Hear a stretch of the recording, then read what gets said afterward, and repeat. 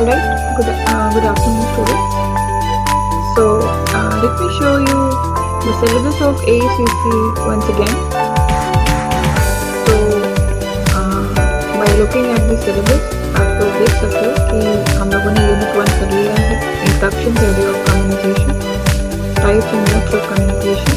हमने यूनिट 2 भी कर लिया है, that is language of communication, verbal and non verbal, spoken and written, personal, social and business barriers and strategies, intrapersonal, interpersonal and group communication. ठीक है.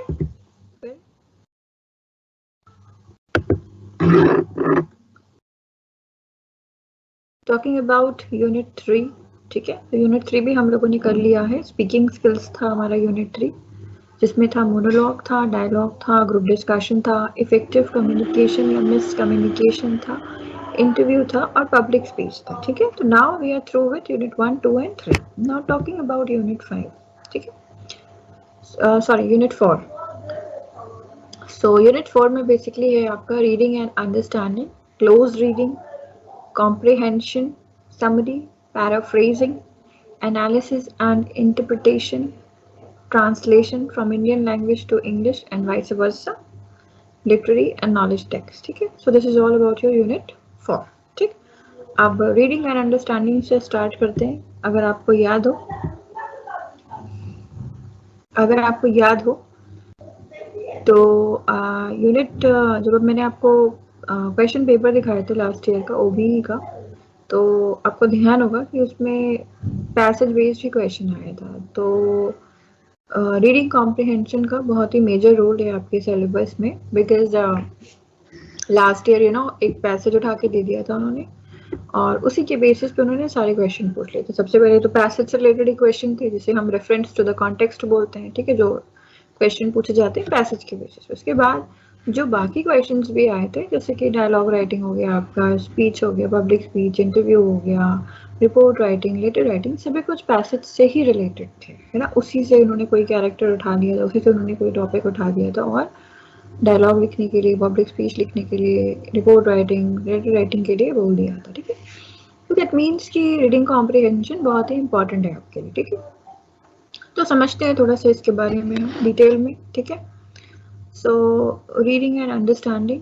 ठीक है, तो सबसे पहली बात तो यही है कि यू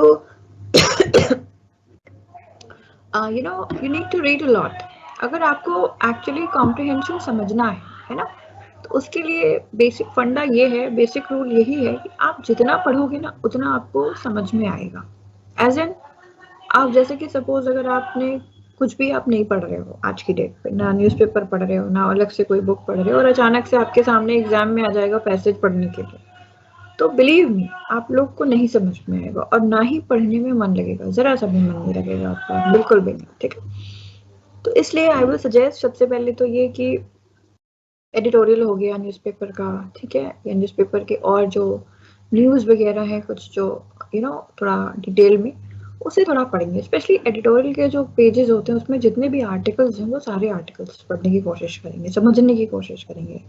और अगर आप लोग को अगर नॉवल वगैरह पढ़ने का शौक है, ठीक है, तो वो भी पढ़ेंगे. उससे क्या होगा ना, आपका कॉम्प्रिहेंशन पावर बढ़ेगा, रीडिंग स्पीड भी बढ़ेगी. ठीक, रीडिंग स्पीड भी बढ़ेगी, बिकॉज अगर अभी से आप प्रैक्टिस नहीं करोगे रीड करने की तो एग्जाम में स्पीड नहीं बन पाएगी, बिल्कुल नहीं बन पाएगी. फिर अचानक से आपके पास पैसेज आएगा, अब जब आपने पढ़ा ही नहीं, आप रीड ही नहीं करते हो कुछ, तो ऑब्वियस सी बात है कि वहां पे आप रीड नहीं कर पाओगे, स्पीड नहीं आएगी आपकी, वो स्पीड नहीं आएगी, समझ में भी नहीं आएगा, और फिर इस चक्कर में पूरा पेपर आप जो है खराब करके आओगे, है ना. तो इससे बेटर यही है कि अभी से रीडिंग स्टार्ट कर देंगे. ठीक, और रीडिंग कॉम्प्रिहेंशन करवाने से पहले कुछ बेसिक रूल्स हैं जो मैं बता दूं आपको. ठीक है, वो ये कि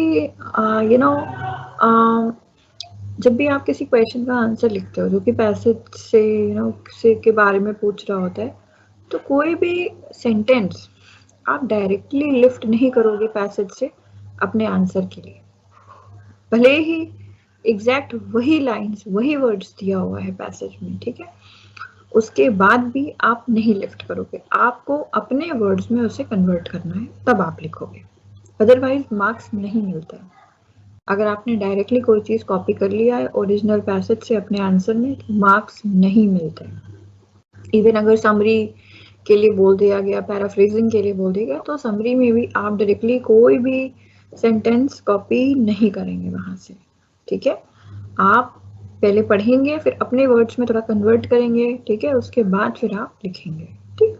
आइडिया सारे वही आने चाहिए, ठीक है, लेकिन डायरेक्टली वहां से कोई सेंटेंस नहीं उठाएंगे, वहां से कॉपी पेस्ट नहीं करेंगे। दूसरी बात कि जैसा पैसेज में लिखा है उसी हिसाब से आपको आंसर देना होता है, ठीक है।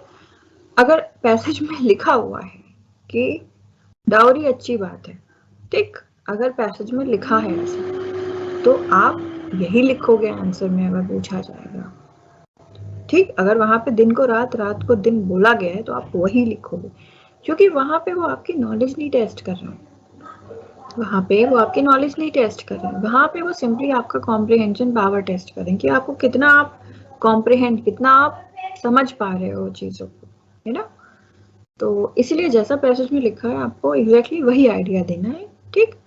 और अगर सपोज अगर आपसे आपको ओपिनियन पूछा गया, do you think that so and so, वहां पे फिर आप अपना ओपिनियन रखोगे कि हाँ नहीं मेरे हिसाब से ऐसा है, मैं ऐसा चाहता हूँ, चाहती हूँ, ठीक है। लेकिन अगर डू यू थिंक कि आपका ओपिनियन नहीं मांगा गया, तो वहां पे फिर नहीं अपना ओपिनियन देंगे, जैसा पैसेज में दिया है वही आइडिया आपको देना है, भले वो आइडिया गलत हो, ठीक, तो भी आपको वही देना है, बिकॉज वहां पे they are testing your comprehension power, they are testing your understanding, not your knowledge. वहां पे वो आपकी नॉलेज नहीं टेस्ट कर रहे हैं, ठीक है। So to be a effective reader you need to read a lot, ठीक है। एंड जो एक अच्छे स्पीकर होते हैं, they are attentive listeners also, because जब वो सुनते हैं ना, जिसके अंदर भी जानने की क्षमता होती है, जानने की चाह होती है, डिजायर होता है, क्यूरियोसिटी होती है, वो सुनता है अगले को, बिकॉज और आप जितना अच्छा सुनोगे उतना अच्छा आप फिर बोलोगे, बिकॉज फिर अगले के भी आइडियाज को आप अपने में इंक्लूड करके बोलते हैं, है ना। So effective readers read a lot and good speakers are attentive listeners, ठीक है। अब बेसिकली चार स्किल होती है listening, speaking, reading and writing, ठीक है, which are the four main skills to master a language. किसी भी लैंग्वेज को मास्टरी करने के लिए, उसकी होल्ड लेने के लिए ये चार स्किल बहुत इंपॉर्टेंट है। अगर याद करने में दिक्कत हो तो छोटा सा एक एब्रिविएशन है जो मैंने खुद कॉइन किया, आप उसके थ्रू याद कर सकते हो। सभी ने कॉलेज का नाम सुना होगा, दिल्ली, जैसे आप SOL है ना TU का, वैसे DU का सभी ने सुना होगा ना, lady Shri Ram college for women, सुना है सबने, LSR का नाम, है ना। तो आप बिल्कुल LSRW, lady Shri Ram college for women करके आप एब्रिविएट करके आप ये याद कर सकते हो, listening, speaking, reading and writing, ये हमेशा याद रहेगा आपको। This is my I have coined this abbreviation, okay. So and they are not just skills but big powers of language acquisition, because listening से, speaking से, reading से, writing से आप language acquire करते हो, ठीक है। and reading is the mother of other skills, और reading जिसमें सबसे important होता है, because अगर आप read कर रहे हो ज्यादा तो फिर आप speak भी करोगे, बोलोगे भी, लिखोगे भी, और अगर आप अच्छे एक रीडर हो तो फिर आप अच्छे ऑटोमेटिकली आप एक अच्छे लिसनर भी होगे, ठीक है।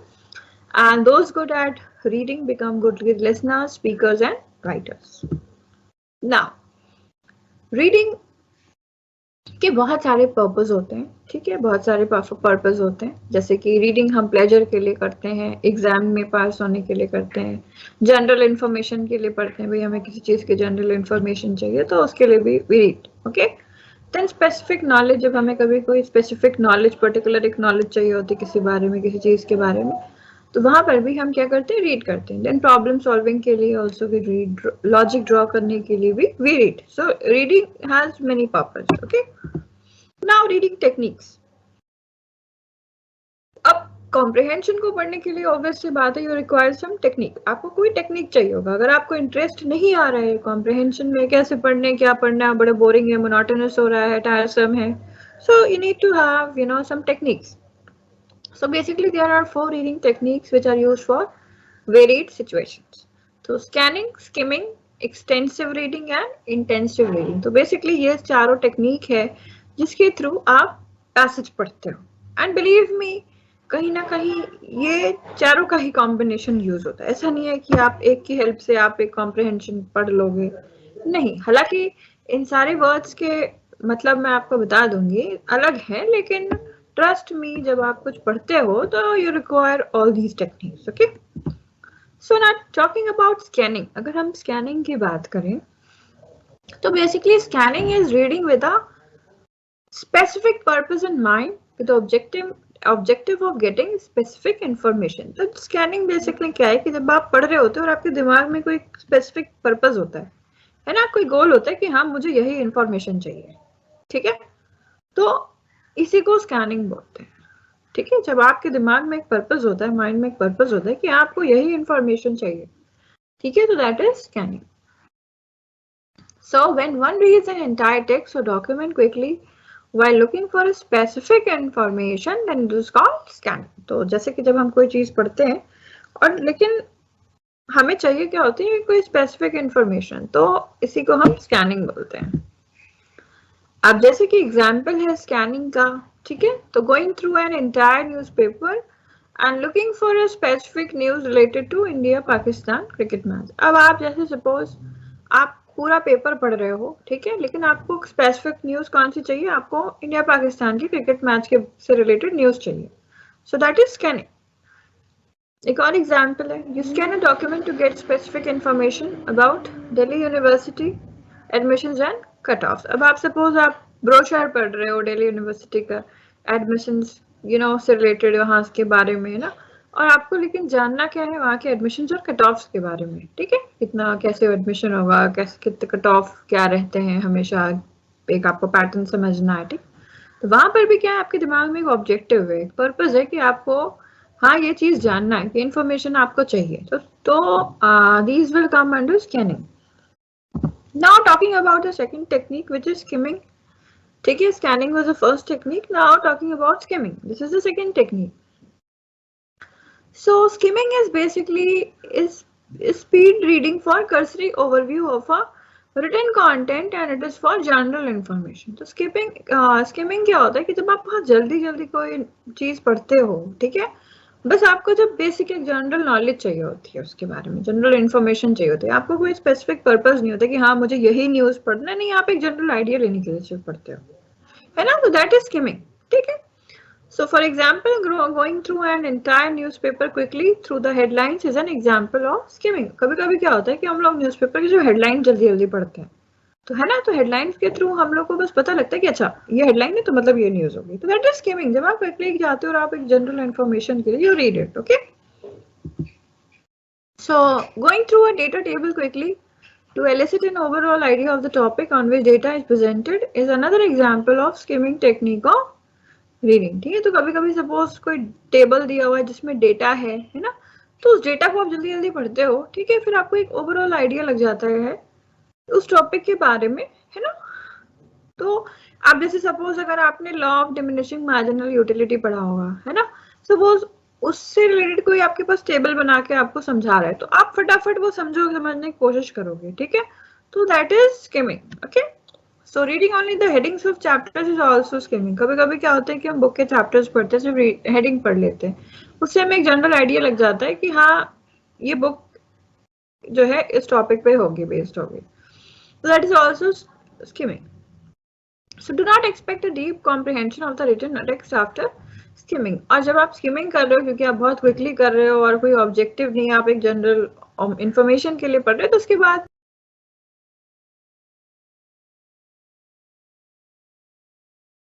है ना, तो उस डेटा को आप जल्दी जल्दी पढ़ते हो, ठीक है, फिर आपको एक ओवरऑल आइडिया लग जाता है उस टॉपिक के बारे में, है ना। तो आप जैसे सपोज अगर आपने law of diminishing marginal utility पढ़ा होगा, है ना, सपोज उससे रिलेटेड कोई आपके पास टेबल बना के आपको समझा रहा है, तो आप फटाफट वो समझोगे, समझने की कोशिश करोगे, ठीक है, तो that is skimming, okay. So reading only the headings of chapters is also skimming. कभी-कभी क्या होता है कि हम बुक के चैप्टर्स पढ़ते हैं, सिर्फ हेडिंग पढ़ लेते हैं, उससे हमें एक जनरल आइडिया लग जाता है कि हाँ ये बुक जो है इस टॉपिक पे होगी, बेस्ड होगी, so that is also skimming। So do not expect a deep comprehension of the written text after skimming। और जब आप स्किमिंग कर रहे हो क्योंकि आप बहुत क्विकली कर रहे हो और कोई ऑब्जेक्टिव नहीं, आप एक जनरल इंफॉर्मेशन के लिए पढ़ रहे हैं, तो उसके बाद आप एक्सपेक्ट मत करिएगा कि आपको सब कुछ बहुत ही डीप में समझ में आ जाएगा उस टेक्स्ट के बारे में, ठीक है। फिर है थर्ड टेक्निक जो कि है intensive reading. Intensive reading, so intensive reading is of a specific written piece for a specific purpose। तो intensive reading जो है ये किसी particular written piece आपके सामने उसके लिए की जाती है और इसका भी एक specific purpose होता है। और intensive reading में आप बिल्कुल अंदर से अंदर डिटेल में आप घुस के पढ़ते हो, ठीक है। आपको हर एक पर्टिकुलर वर्ड के बारे में पढ़ना होता है, फ्रेज के बारे में, लाइन में, पैराग्राफ, हर चीज, पैरा जो है, जो अलग अलग स्टैंजाज है ना, तो हर चीज के बारे में आप बहुत ही डिटेल से, बिल्कुल डिटेल से पढ़ते हो, बिल्कुल जैसे कहते हैं ना निटी-ग्रिटीज में जाना, एग्जैक्टली वैसे ही पढ़ते हो आप, बिल्कुल डिटेल्ड वर्जन होता है ये। जैसे कि एग्जांपल है, मान लीजिए ये आपके सामने पोयम है एक, stopping by woods on a snowy evening by Robert Frost, तो उसी की ये 4 लाइनें हैं लास्ट की, ठीक है। So the woods are lovely, dark and deep, but I have promises to keep, and miles to go before I sleep, and miles to go before I sleep. So अब जैसे मान लीजिए कोई क्वेश्चन है, what is the meaning of woods in the poem, ठीक है। तो इसके लिए आपको कौन सी टेक्निक अडॉप्ट करनी पड़ेगी? इंटेंसिव रीडिंग टेक्निक, ठीक है। बिकॉज उसके लिए आपको एक एक डिटेल में जाना पड़ेगा कि हाँ, आपको समझना पड़ेगा कि अच्छा इसका क्या मतलब है, ठीक है। So intensive reading is very crucial for language learners as they pick up vocabulary, focus on structure and syntax while doing intensive reading. अब आते हैं बात एक्सटेंसिव रीडिंग की करते हैं, ठीक है। ये फोर्थ टेक्निक है आपकी रीडिंग की। So extensive reading is a kind of general reading for general information। तो ये भी बेसिकली जनरल रीडिंग है, जनरल इंफॉर्मेशन के लिए, ठीक है। और ये टेक्निक जनरली जैसे कि प्लेजर के लिए, प्लेजर रीडिंग के लिए ज्यादा रहती है, जैसे कि कोई नॉवेल पढ़ रहे हैं आप अपने एंटरटेनमेंट के लिए, ठीक है। तो generally this technique is used for pleasure reading, like reading a novel for pleasure. One does not mind certain difficult terms or expression and goes on without stopping for their clarification until they become hindrance in overall understanding। तो इसमें इस reading में क्या होता है कि अगर suppose कोई डिफिकल्ट वर्ड भी आ जाता है, ठीक है, तो आपको वहां पे गेस वर्क आप करते हो और आप आगे बढ़ जाते हो, आप वहां पे रुकते नहीं हो बार बार कि इसका अच्छा ये मतलब है, इसका ये, जब तक सपोज अगर कभी कहीं बहुत ही डिफिकल्ट वर्ड है आप गेस भी नहीं कर पा रहे हो, है ना, तब आप देख सकते हो, वरना अदरवाइज आप बिल्कुल सिंपली आप जो है बिना रुके आप पढ़ते जाते हो गेस वर्क के बेसिस पे। For example, students are asked to read a chapter.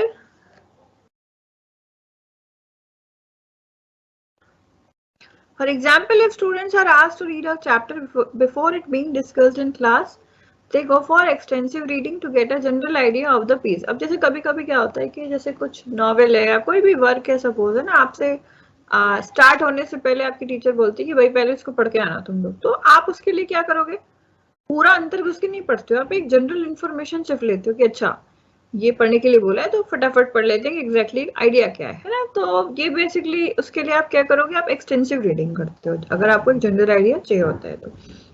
And unlike intensive reading which is for specific purpose, extensive reading is for a generalised understanding of a piece of writing.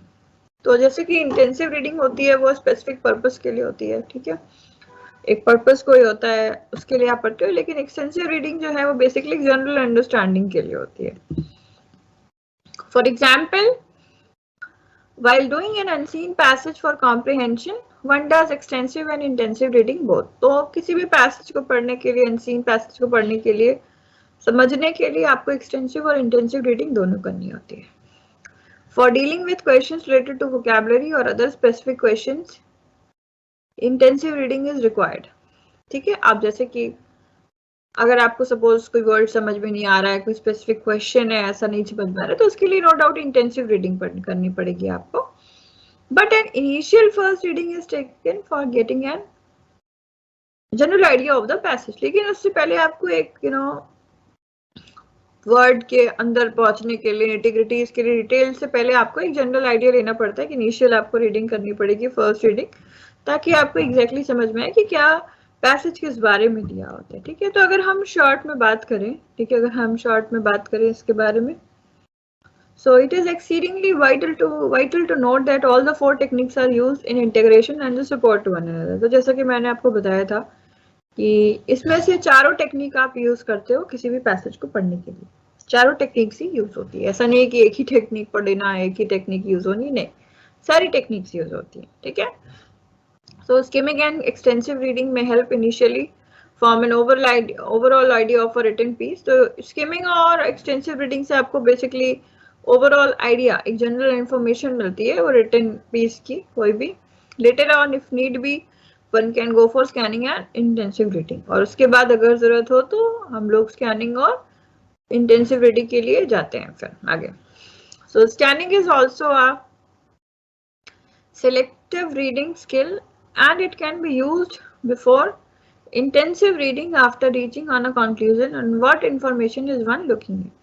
तो scanning is basically एक selective reading skill है, ठीक है, और इसको जो है intensive reading से पहले करना होता है, ठीक है। जब ये पता लग जाता है हम लोग को कि हाँ एग्जैक्टली हम लोग किस इंफॉर्मेशन को ढूंढ रहे हैं, क्या हम लोग को इंफॉर्मेशन चाहिए। अब बात करते हैं हम levels of reading skills and higher order thinking skills, HOTS. Higher order thinking skills को हॉट्स बोलते हैं, ठीक है।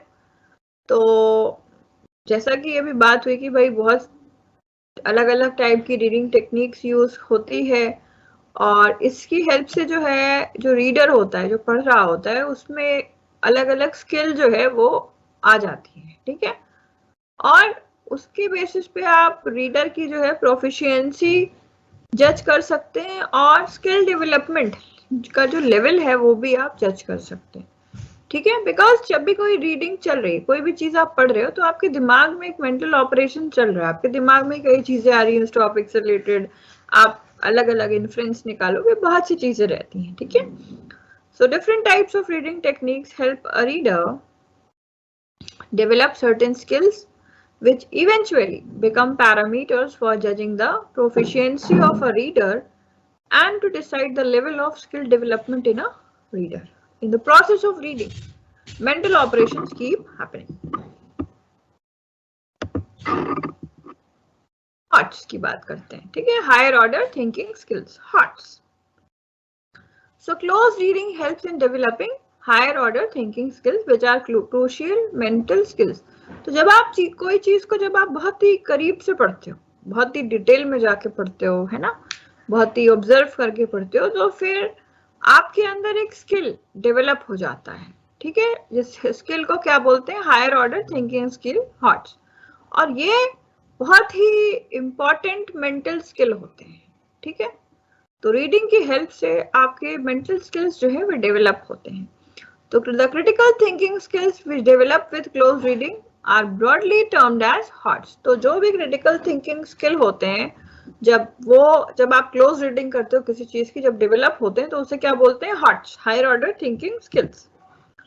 तो ये जो है कुछ हायर ऑर्डर थिंकिंग स्किल्स हैं जिससे हॉट्स भी कहते हैं। Decoding, inference, comprehension, analysis, interpretation, summarizing, synthesis, reaction and forming an opinion, and evaluation। So these are the higher order thinking skills।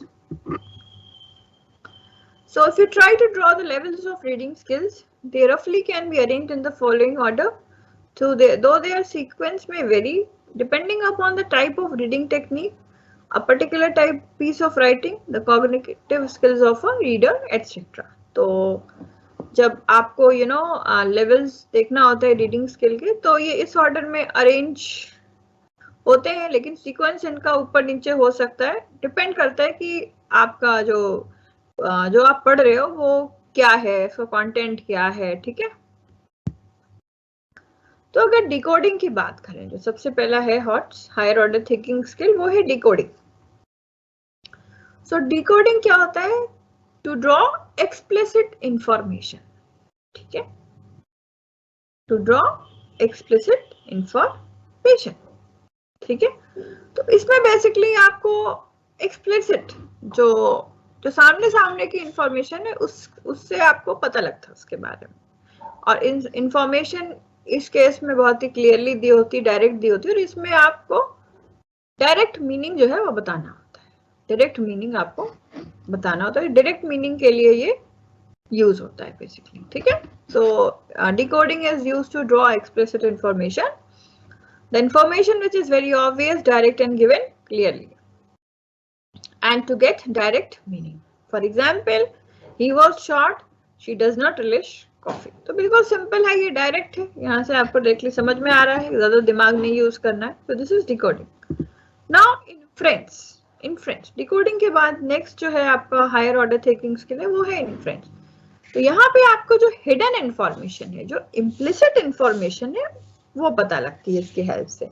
So inference is used to draw implicit information to get implied meaning which is not obvious, not direct and not clear. तो ये basically implied जो hidden meaning है उसके लिए use होता है, वो meaning जो obvious नहीं है, जो indirect है और जो clear नहीं है. तो basically inference is used to get indirect meaning.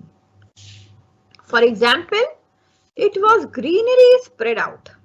It was greenery spread out, fragrance of flowers absorbed around and fountains running in the park. तो इस description का मतलब है, तो the description indicates a happy, cheerful ambience with natural beauty, though it is not directly conveyed.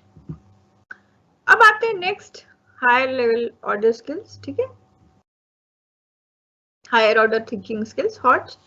तो comprehension है और analysis, ठीक है. तो comprehension क्या है, आपको इसके हेल्प से आपको जो है बेसिकली आपको मेन आइडिया है, थीम है, सीक्वेंस है, जॉनर है, या और कोई ऐसी इंपॉर्टेंट इंफॉर्मेशन है तो उसके बारे में आपको पता लगता है. फिर आते हैं नेक्स्ट है आपका एनालिसिस. नेक्स्ट स्किल है आपका एनालिसिस. तो इसमें जितना भी कॉन्क्रीट डिटेल है या कमेंट्री है उस टॉपिक पे, वो आपको एनालाइज करना होता है. जैसे कि आप after reading a short story analysing the characters, plot and sequence. तो जब आप कोई शॉर्ट स्टोरी पढ़ते हो तो उसके बाद आप क्या एनालाइज कर रहे हो, कैरेक्टर्स, उसके प्लॉट है, सीक्वेंस है. नेक्स्ट है आपका इंटरप्रिटेशन और समराइजिंग. तो इंटरप्रिटेशन में बेसिकली आप इंटरप्रेट करते हो, आप बताते हो मीनिंग जो है कुछ नए वर्ड्स का, और आप कॉन्टेक्स्ट जो है इंटरप्रेट करते हो कि हाँ किस कॉन्टेक्स्ट में, किस सिचुएशन में, किस सर्कमस्टांसेस में ये बात हुई, ठीक है. फिर आता है नेक्स्ट है आपका समराइजिंग. तो कोई भी चीज पढ़ने के बाद है ना, आप उसका शॉर्ट में आप प्रेजेंट करते हो अपने वर्ड्स में, उसकी जिस्ट शॉर्ट में आप प्रेजेंट करते हो, ठीक है. So after reading a piece, presenting a gist of the same in readers own words. Next है आपका सिंथेसिस, ठीक है. तो इसमें क्या करते हैं, सिंथेसिस का मतलब क्या होता है, कॉम्बिनेशन, कंबाइन करना किसी चीज को, ठीक है. तो सिंथेसिस में बेसिकली क्या करते हैं, आप डिफरेंट सब पार्ट्स को जो है कंबाइन करते हैं टेक्स्ट के मेन आइडिया जानने के लिए, ठीक है. So in synthesis you combine different parts of a text to get the main idea, and here to you put together the different analyzed parts of a text. तो यहाँ पे आप सारे parts को एक साथ जोड़ते हो, combine करते हो, और उसकी help से you develop a different skill. For example, putting together the ideas of different paragraphs with a central theme of the central idea of the piece. Synthesis is also putting ideas of different readings of different texts into one by comparing them and arranging similarities and dissimilarities of ideas together. और basically जो linguists होते हैं, वो language experts होते हैं, वो synthesis matrix use करते हैं इस पर्पस के लिए. फिर है reaction and forming an opinion. अब पढ़ने के बाद जाहिर सी बात है आप अपना फिर एक रिएक्शन भी दोगे ना, कि आप क्या सोचते हो, आप क्या फील करते हो, आपके ओपिनियन में क्या है. तो ये सारी चीजें reaction and forming an opinion में आता है, ठीक है. So it is basically response to what has been read. ये basically response है आपका, है ना. Reaction है कि आपने क्या पढ़ा है उसके बारे में. जैसे कि after reading when a reader says I think, I feel, in my opinion, etc. पढ़ने के बाद reader बोलता नहीं I think, I feel या in my opinion ऐसा ऐसा है. So this will come under reaction and forming an opinion. So agreeing with the argument presented in the writing or disagreeing with it. तो आप इसमें आप ये बताते हो कि भाई आपके सामने जो आर्गुमेंट रखा गया आप उससे सहमत हो या सहमत नहीं हो, ठीक है। नेक्स्ट है आपका इवैल्यूएशन, ठीक है। So evaluation is a kind of the review of a text which has been read. तो evaluation में basically क्या है कि आप एक रिव्यू कर रहे होते हो टेक्स्ट को जो आपने पढ़ा है, आप एक एक चीज इवेलुएट कर रहे होते हो उसमें। And evaluation is basically the overall judgment of about the piece. Close reading इसके बाद आते हैं close reading पे। So in addition to the above skills, close reading also helps in developing, reducing thinking in readers, ठीक है। तो close reading जो है ये स्किल जो भी अभी जिसके बारे में बात हुई वो तो डेवलप होते ही हैं पढ़ने के बाद। इसके अलावा क्लोज रीडिंग जो है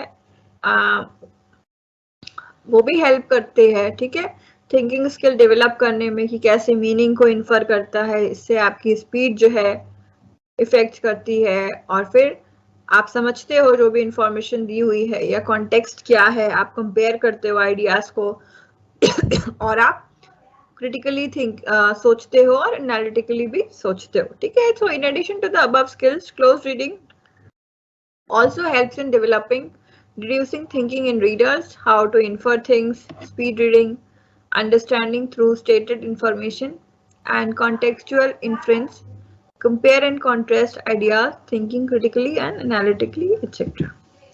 Then reading की बात करते हैं close reading के बाद। So reading is a many-tiered process which includes multiple readings, understanding, complete comprehension, and analysis of the read content, interpreting it, and finally expressing ideas about it through writing or presentation, ठीक है। तो reading जो है एक वो single process नहीं है, इसमें बहुत सारे प्रोसेस इसमें होते हैं, ठीक है, जिसमें बहुत सारी चीजें इन्वॉल्व होती हैं, जैसे कि मल्टीपल रीडिंग, आप कोई भी पीस एक बार नहीं कई बार पढ़ते हो समझने के लिए। अंडरस्टैंडिंग भी इन्वॉल्व होता है, कंप्लीट कॉम्प्रिहेंशन, पूरा अंडरस्टैंडिंग, ठीक है।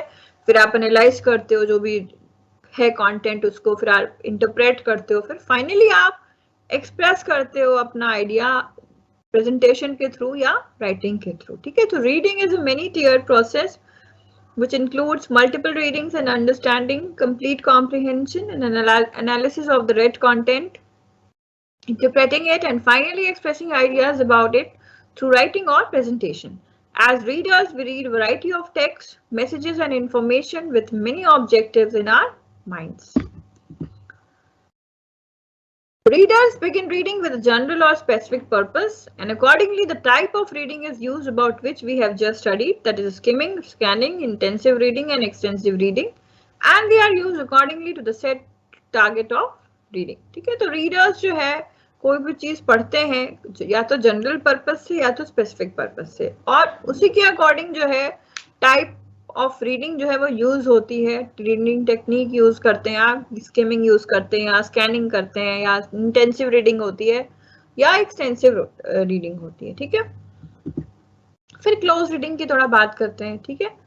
So reading to reach to multiple layers of meaning in a piece of writing so that a reader can reach to its depth, comprehend it thoroughly, is able to analyze, synthesize and interpret, and finally evaluate may be termed as close reading. So जब हम पढ़ते हैं कोई भी चीज, ठीक है, और हम उसकी जितने भी लेयर्स हैं मीनिंग की, ठीक है, वो सारी चीजें वहां तक पहुंचने की कोशिश करते हैं और हम बिल्कुल से डेप्थ में जाते हैं, अंदर से समझने की कोशिश करते हैं, हर बात समझने की कोशिश करते हैं, और हम एनालाइज करते हैं, सिंथेसाइज करते हैं, इंटरप्रेट करते हैं और इवैल्यूएट करते हैं। तो ये सारी चीजें आपकी क्लोज रीडिंग में आएगी, ठीक है।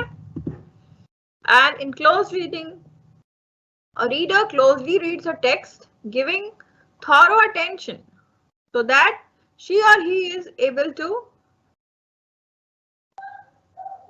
comprehend the main idea, central idea, that is the central idea of the written piece, how supporting ideas contribute to the central idea, and thus have a total understanding of it. तो close reading में basically क्या होता है, जो reader होता है वो कोई भी text जो है वो बहुत ही करीब से पढ़ता है, बहुत closely पढ़ता है एक चीज जानने के लिए, और वो अपना पूरा अटेंशन देता है, बहुत ही थॉरो अटेंशन देता है ताकि वो आसानी से सारी चीजें समझ पाए, कॉम्प्रिहेंड कर पाए, अंडरस्टैंड कर पाए एक मेन आइडिया जो है, सेंट्रल आइडिया जो भी रिटन पीस है उसके बारे में, और कैसे जो सपोर्टिंग आइडियाज हैं वो कंट्रीब्यूट करते हैं सेंट्रल आइडिया को, ताकि आपको एक टोटल अंडरस्टैंडिंग, टोटल कॉम्प्रिहेंशन हो जाए हर चीज का। And it is a kind of reading for detailed information. तो क्लोज रीडिंग जो होता है बेसिकली इससे जो है आपको एक डिटेल्ड इन्फॉर्मेशन जो निटी-ग्रिटीज होती है वो समझ में आती है।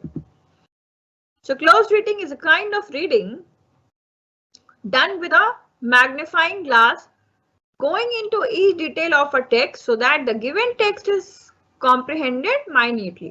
तो क्लोज रीडिंग को हम इस तरह से भी कुछ समझ सकते हैं कि जैसे कि आप जब मैग्नीफाइंग ग्लास से कुछ देखते हो तो बहुत ही आप नजदीक से सारी चीजें देखने की कोशिश करते हो ना, माइन्यूटली। तो क्लोज रीडिंग में बेसिकली समझो आप यही कर रहे हो कि आप एक मैग्नीफाइंग ग्लास से जो है आप रिटन पीस को देख रहे हो, जिसमें कि आप एक एक डिटेल में जाके टेक्स्ट की देख रहे हो और समझने की कोशिश कर रहे हो बिल्कुल माइन्यूटली, ठीक है। So close reading can also be approached with a hawk's eye by observing each detail, picking up the main idea and then combining it with supporting ideas to get a detailed picture। ठीक है, तो इसमें आप एक एक detail बहुत ही अच्छे से ऑब्जर्व करते हो, स्क्रूटनाइज करते हो, आप मेन आइडियाज को जानने की कोशिश करते हो, पिक करते हो उससे, फिर आप कंबाइन करते हो सपोर्टिंग आइडियाज के साथ मेन आइडिया को, ताकि आपको एक पूरी कंप्लीट पिक्चर, डिटेल पिक्चर मिल जाए रिटन पीस की। The next step could be to summarize and interpret it. Close reading also helps develop critical thinking in readers and help them extracting the main concepts from a written piece। तो close reading की close reading जो है ये help करता है reader को, जिसकी help से उनके अंदर क्रिटिकल थिंकिंग जो है वो डेवलप होती है और उसकी हेल्प से वो जो मेन आइडिया है, मेन कॉन्सेप्ट है वो समझ पाते हैं, ठीक है। For that purpose a reader may have to take multiple readings, even first reading to get an overall idea and the second and even third reading to interact closely with the text। और इस purpose के लिए क्या होता है कि reader को कई बार पढ़ना होता है एक चीज, मल्टीपल रीडिंग्स करनी होती है। पहली रीडिंग तो जनरली वो एक जनरल इंफॉर्मेशन, ओवरऑल आइडिया लेने के लिए कर रहा होता है, फिर बाकी second reading, even third reading, fourth reading भी वो करता है ताकि वो टेक्स्ट को क्लोजली अंदर से पढ़ सके। So after close reading, a reader is able to question, understand, synthesize, apply, analyze, evaluate, visualize and remember। ठीक है। So close reading की हेल्प से जो है रीडर जो है क्वेश्चन करना सीखता है, अंडरस्टैंड कर लेता है, हर चीज समझ जाता है, सिंथेसाइज करता है, कंबाइन करना सीखता है, अप्लाई करता है, एनालाइज करता है, इवेलुएट करता है, विजुअलाइज करता है और रिमेंबर भी करता है। Okay, so close reading. First reading is a kind of surface reading which helps to answer the basic question what is there in the content। तो जो पहली रीडिंग होती है बेसिकली जो आप फर्स्ट रीडिंग करते हो, ठीक है, वो बेसिकली एक तरह से सरफेस रीडिंग होती है, आप ऊपरी तरह से पढ़ते हो उसे, बस बेसिकली आपको ये पता लगता है कि हाँ एग्जैक्टली कंटेंट में क्या है, किस बारे में है बात कही जा रही है पैसेज में, ठीक है। Whereas second and third reading and further reading helps in getting a deeper meaning of the text or content। लेकिन जबकि जो सेकेंड और थर्ड रीडिंग होता है या आगे भी इसके अगर आप कोई रीडिंग करते हैं तो इसकी हेल्प से आपको एक डीपर मीनिंग पता लगती है, अंदर तक की मीनिंग पता लगती है टेक्स्ट या कंटेंट के बारे में, ठीक है। So close reading unpacks multiple meanings of a text. तो क्लोज रीडिंग की हेल्प से आपको जितनी भी तरह की मीनिंग होती है टेक्स्ट की वो सारी चीजें समझ में आती है, बाहर आती है। सो प्रोसेस ऑफ रीडिंग के बारे में बात करते हैं। So effective reading involves proper planning of reading so that the objectives of reading are successfully met। First of all, a reader must know her or his purpose of reading, specific or general, and then accordingly choose the appropriate strategy for the same। तो सबसे पहले तो ये important है कि reader को ये पता होना चाहिए कि उसका क्या पर्पस है रीड करने का, स्पेसिफिक है या जनरल है, किसी स्पेसिफिक इंफॉर्मेशन के लिए पढ़ रहा है या जनरल ऐसी जनरल आइडिया के लिए पढ़ रहा है, फिर उसी हिसाब से वो स्ट्रेटेजी चूज करता है। फिर कुछ प्री रीडिंग एक्टिविटीज है। सो pre reading activities work better at the initial stages of learning a language but nevertheless they are fruitful otherwise at later stages of reading too। तो जो प्री रीडिंग एक्टिविटीज है वो basically initial stage of learning पे वो ज्यादा अच्छे से work करती है, लेकिन कभी कभी वो तब भी फ्रूटफुल रहती हैं, तब भी यूजफुल रहती हैं जब वो लेटर स्टेजेस पे जब यूज हो। For example, before reading a story ऐसे टॉकिंग अबाउट द टाइटल, सब title, section, sub section and गेसिंग द मेन आइडिया एंड सब आइडियाज ऑफ इट। तो कभी कभी क्या होता है कि जब हम स्टोरी पढ़ते हैं या कोई ऐसे पढ़ते हैं तो उसका पढ़ने से पहले हम टाइटल के बारे में, सब टाइटल के बारे में बात करते हैं, अगर कोई सेक्शन है, सब सेक्शन है, हम उसके बारे में बात करते हैं और उसके बेसिस पे, उसकी हेल्प से हम मेन आइडिया और सब आइडिया गेस कर लेते हैं उस रीडिंग पीस का.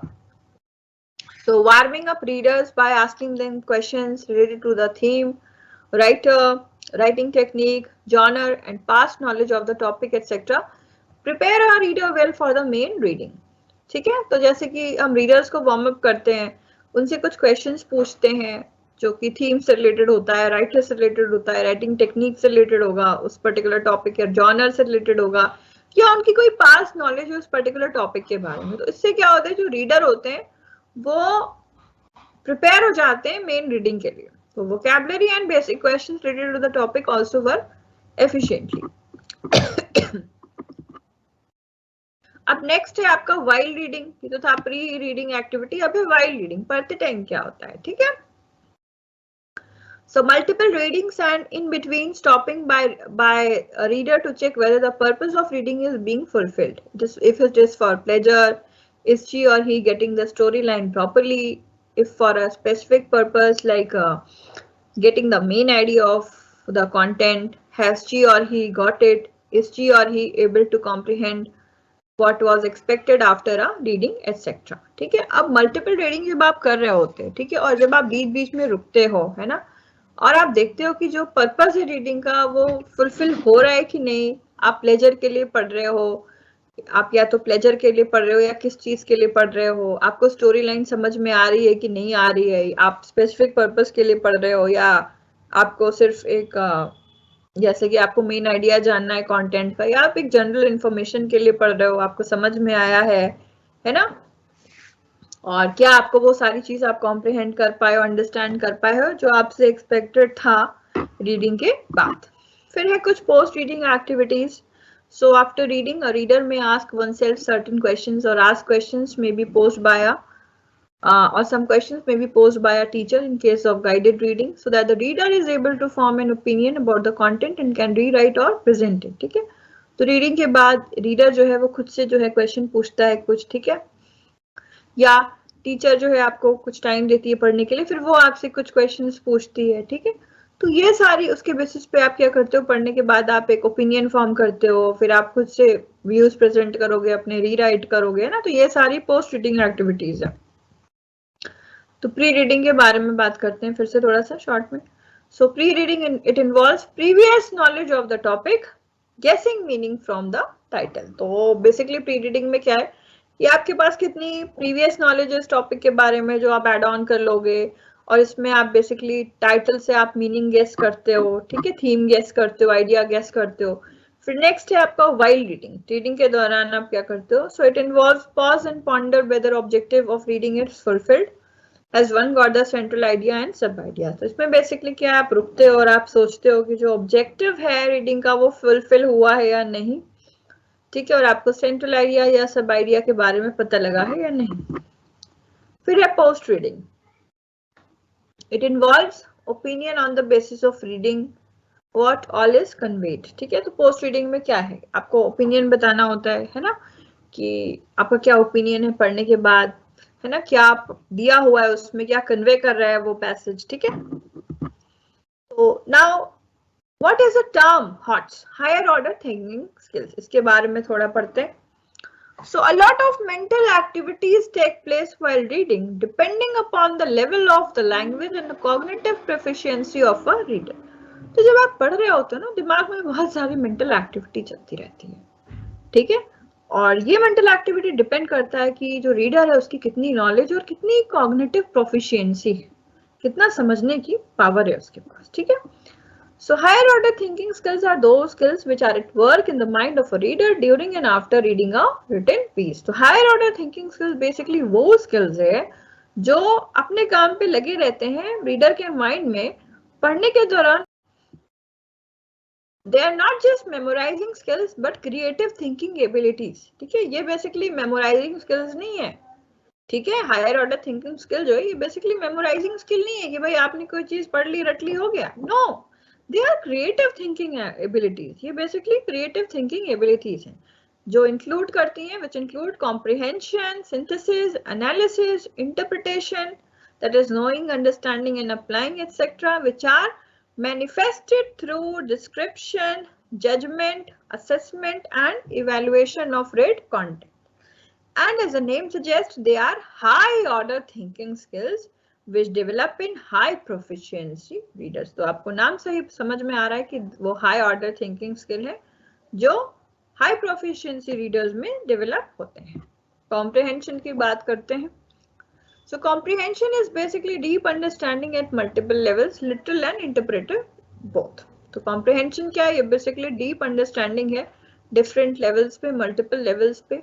आपको लिटरल मीनिंग या इंटरप्रेटिव मीनिंग आपको दोनों आपको समझना होता है. आपको जो मेन मीनिंग है वो भी, जो हिडन मीनिंग है वो भी समझना होता है.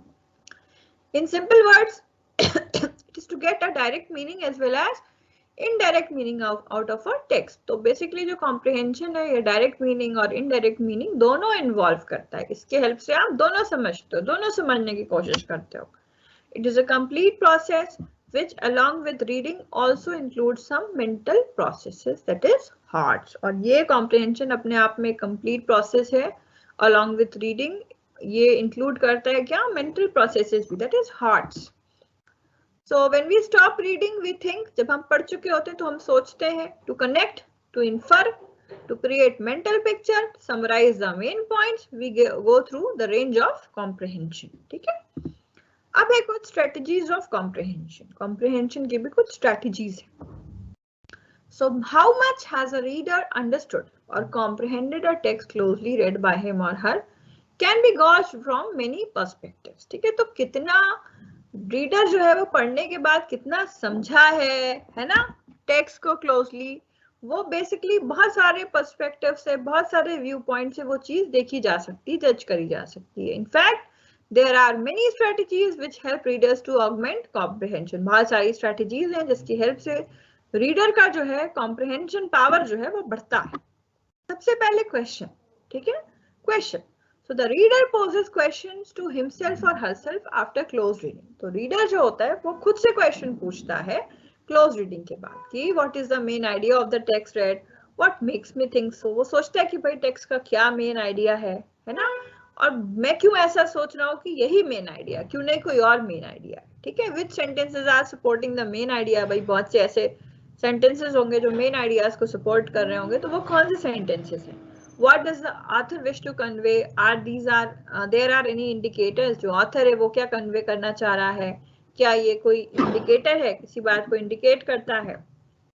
What is authors view point, की ऑथर का क्या, जो राइटर है उसका क्या व्यू पॉइंट है, क्या उसका ओपिनियन है, क्या पर्सपेक्टिव है. Why I am reaching on this conclusion, कि अगर हम इस निष्कर्ष पे, इस कंक्लूजन पे पहुंच रहे हैं तो क्यों पहुंच रहे हैं हम, क्या रीजन है इसका, क्या कारण है. Are there simple obvious meanings और डीपर मीनिंग्स टू, क्या सिर्फ सिंपल मीनिंग ही है, ऑब्वियस मीनिंग्स है, या कोई डीपर अंदर की कोई भी मीनिंग है. Which words are suggestive of deeper meanings, कौन से ऐसे वर्ड हैं जो डीपर मीनिंग सजेस्ट कर रहे हैं. और alternatively the text-based direct question as well as indirect question may be asked by a teacher. Then strategies of comprehension. Next, after question, it is predict.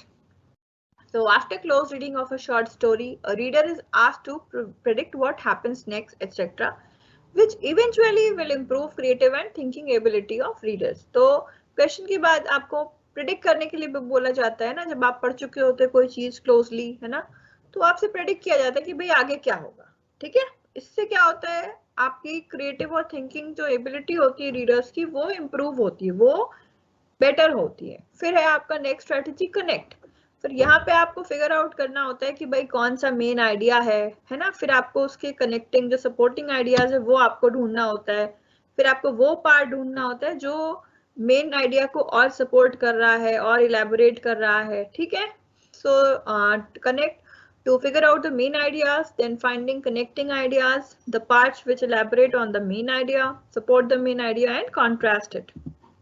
फिर है visualize. ठीक है, so after reading creating a visual picture in the mind. तो कभी कभी पढ़ने के बाद एक दिमाग में एक visual picture create हो जाती है. ठीक है, recalling what all has been read by the reader after a reading. हम सब कुछ recall करते हैं कि हाँ हमने क्या क्या पढ़ा है, हम सोचते हैं बैठ के. ठीक है, for this purpose the observation and analytical skills could be developed. और इस पर्पस के लिए बेसिकली जो ऑब्जर्वेशन स्किल है, एनालिटिकल स्किल है, वो डेवलप होती है. and care must be taken to recall precise and accurate details. Then infer है, next है आपका infer. So to draw deeper meaning out of written content. तो inference basically आप कब निकालते हो? जब आपको बहुत ही deeper meaning जब आपको निकालनी होती है, बहुत अंदर की meaning आपको निकालनी होती है किसी content की. When a reader asks himself or herself a question like what all the author wishes to convey to me, then probably one can easily infer deeper meaning from the text.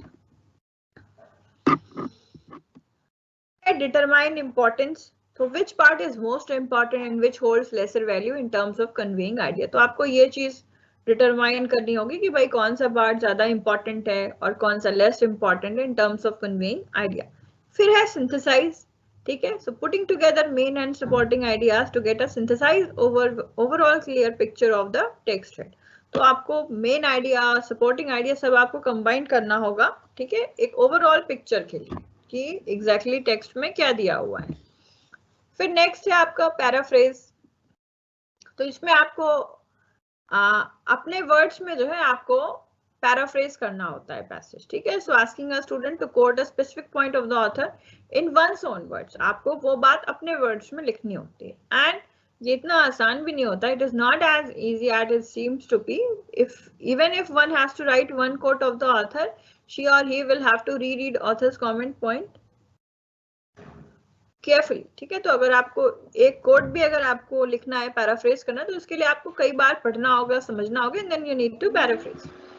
Then summarize. Summarize में आपको क्या करना होता है? आपको एक short में आपको एक जिस्ट प्रेजेंट करनी होती है अपने वर्ड्स में. यहाँ भी आप अपने, जैसा कि मैंने बोला, पैसेज का हर एक काम अपने वर्ड्स में होगा. ठीक है, सो इसमें जो है providing a gist of the entire text in one's own words. So the difference between paraphrasing and summarizing is that paraphrasing is changing the expression of original into simplified form, whereas summarizing is paraphrasing and also cutting short the length. तो difference है paraphrasing और summarizing में. Basically paraphrasing में क्या होता है कि आप expression को change कर देते हो, original expression को एक simple form में, लेकिन summarizing में क्या करते हो, आप paraphrase तो कर ही रहे होते हो और साथ ही साथ आप length जो है आप short कर देते हो. ठीक है, so in fact paraphrasing is lower in terms of understanding, whereas summarizing is a higher skill. तो अगर आप दोनों को अगर आप कंपेयर करो तो समराइजिंग जो है वो हायर स्किल है और पैराफ्रेजिंग लोअर स्किल है इन टर्म्स ऑफ अंडरस्टैंडिंग. फिर ये है थोड़ा important. The main idea of a story और एन एसे और a chapter is made in the form of a statement called thesis statement. तो जो मेन आइडिया होगा किसी स्टोरी का, किसी नॉवल का, किसी ऐसे का, तो एक स्टेटमेंट के फॉर्म में उसे प्रेजेंट किया जाता है जिसे कहते हैं thesis statement. And it is a main sentence which sets the argument of an entire paper or essay. Generally, each paragraph should have one main idea presented through the main sentence known as topic sentence. And it is the main sentence of a paragraph and it is also called a focal sentence. Other sentences of the paragraph normally support the topic sentence. फिर से थोड़ा बात करते हैं close reading की. ठीक है, so unlike speed reading, close reading is a king of slow reading, which takes the readers into deep layers of understanding, comprehension, and make them deep and creative readers. तो speed reading में जैसे कि बहुत तेज पढ़ना होता था आपको, लेकिन close reading में आपको धीरे धीरे पढ़ना होता है और इसी की हेल्प से आप जितनी भी deep layers हैं वो आप समझ पाते हैं अंडरस्टैंडिंग की, और इसके बेसिस पे आपको आप एक deep और क्रिएटिव रीडर बनते हैं, बिकॉज फिर आप मल्टीपल लेयर्स जो है वो आप अनपैक कर रहे होते हैं. ठीक है, so there are many issues related to close reading for comprehension and analysis. कुछ इश्यूज भी हैं जो रिलेटेड हैं क्लोज रीडिंग से. ठीक है, so the reader during close reading may ask himself a number of questions like the first impression of the text, the patterns running through it, unfamiliar words, words with implied meaning, or figures of speech, expressions, type of writing, the idea to be conveyed, etc. तो close reading के बाद reader जो है वो खुद से बहुत सारे क्वेश्चन पूछता है, जैसे कि क्या पहला इंप्रेशन है टेक्स्ट का, क्या पैटर्न है, कौन से अनफेमिलियर वर्ड्स हैं, कौन से वर्ड्स ऐसे हैं जिसमें इम्प्लाइड मीनिंग्स है, हिडन मीनिंग्स हैं, फिगर ऑफ स्पीच है, टाइप क्या है रीडिंग का, और क्या आइडिया कन्वे हो रहा है. Then figurative language. Unlike simple language, use of figures of speech in a text like simile, metaphor, personification, alliteration, etc. which convey a different meaning from the simple dictionary or obvious meaning of words or expressions. तो figurative language use होती है, ठीक है। तो इसमें क्या होता है कि फिगर ऑफ स्पीच यूज होता है, जैसे कि सिमिली है, मेटाफर है, पर्सोनिफिकेशन है, लिटरेशन है, ये सारी चीजें यूज होती हैं और इसकी हेल्प से एक डिफरेंट मीनिंग कन्वे होती है, ठीक है। फिर है denotation. So denotation is basically the direct और dictionary meaning of a word और expression, like the word hand conveys as the body part of living human और एनिमल बॉडी। अब जैसे डेनोटेशन है, ठीक है, ये भी आप सीखते हो। तो डेनोटेशन क्या है, बेसिकली डायरेक्ट मीनिंग है, जो एक्सप्लिसिट मीनिंग है, डिक्शनरी मीनिंग है किसी चीज का। जैसे कि हैंड है तो इसका मतलब क्या होता है, body part of a living human और एनिमल बॉडी। अब है कॉनोटेशन है। तो कॉनोटेशन तो है बेसिकली, कॉनोटेशन क्या होता है, ये एक एडिशनल मीनिंग है या इम्प्लिसिट मीनिंग है, हिडन मीनिंग होती है, ठीक है। So it is the additional meaning of a word और expression in addition to the direct meaning. तो डायरेक्ट मीनिंग के अलावा जो एडिशनल मीनिंग है उस वर्ड का, वो कॉनोटेशन होता है। अब जैसे कि एग्जांपल है यहाँ पे, not many hands were required to finish the work, ठीक है। अब यहाँ पे हैंड्स का मतलब क्या है, पीपल, ठीक है। हैंड्स का मतलब यहाँ पे है people. So in this example hand stands for people working on something, not just their hands. फिर है mind mapping. So it is the graphical representation of an idea and its sub-ideas in the form of images and related words. For example, drawing a circle on a blank paper and writing the main idea in it. Then draw connecting lines to the main idea and writing sub-ideas or creating a tree diagram to show the development of different strands of ideas. Then has brainstorming. तो it is basically generation of ideas through group discussion, ठीक है। वहां पे सबकी brainstorming हो रही है, सब अलग अलग टाइप के आइडियाज जनरेट हो रहे हैं सबके थ्रू। ग्रुप में आपने कोई बात रख दी, ब्रेनस्टॉर्मिंग के लिए बोल दिया, वहां पे अलग अलग आइडियाज सबके दिमाग में आ रहे हैं and they are discussing. For example, when you work in a group on a reading activity, so for a proper analysis and interpretation of a text, the group members discuss the various thoughts and other related connections for synthesis of thoughts or reaching at an acceptable interpretation. The group members brainstorm. फिर है आपका interpretation and analysis of written pieces. So analysis covers all the what and how points of a piece of writing. तो analysis में आप basically क्या करते हो, क्या कैसे, है ना, ये सारे points आप cover करते हो। When you read a chapter of a book of any discipline, you do close reading and go through the process of analysis, which involves comprehension, interpretation, evaluation and even argumentation. तो आप जब कोई chapter पढ़ते हो किसी book का, ठीक है, तो आप क्लोज रीडिंग करते हो, फिर आप एनालिसिस एनालाइज करते हो, ठीक है, फिर आप प्रोसेस ऑफ एनालिसिस के थ्रू आप जाते हो और उसके थ्रू आप कॉम्प्रिहेंशन करते हो, इंटरप्रिटेशन करते हो, इवैल्यूएशन करते हो, इवन आर्गुमेंटेशन भी करते हो। So analysis not only covers what has been stated directly but also what is being persuaded or being indirectly conveyed. तो analysis में basically क्या है, सिर्फ जो directly convey हो रहा है सिर्फ आप उसी की नहीं बात कर रहे होते हो, जो indirectly बात हो रही है आप उसकी भी बात करते हैं। After watching a movie, you may have many comments about the characters, their dialogues, song sequences and action. Do you not think that your mind had gone through the process of movie analysis which equipped you to write its review? अब जैसे जब आप movie देखते हो, ठीक है, तो आपके दिमाग में बहुत सारे कमेंट्स होंगे कैरेक्टर के बारे में, उनके डायलॉग के बारे में, सॉन्ग सीक्वेंसेस के बारे में और एक्शन के बारे में। तो आपने बेसिकली आप एनालिसिस के थ्रू गए हो, इसीलिए आप रिव्यू लिख सकते हो, ठीक है, आप रिव्यू लिखोगे।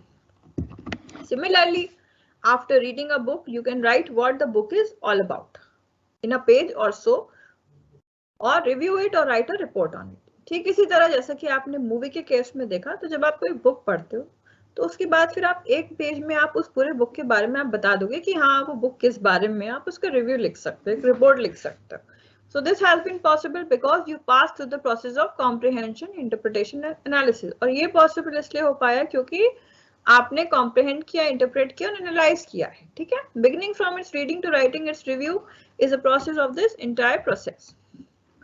So analysis is mainly responding to a text by preparing a sequential list, by comparing two ideas, by working on cause and effect, by showing the contrast, by elaborating and many more ways, ठीक है।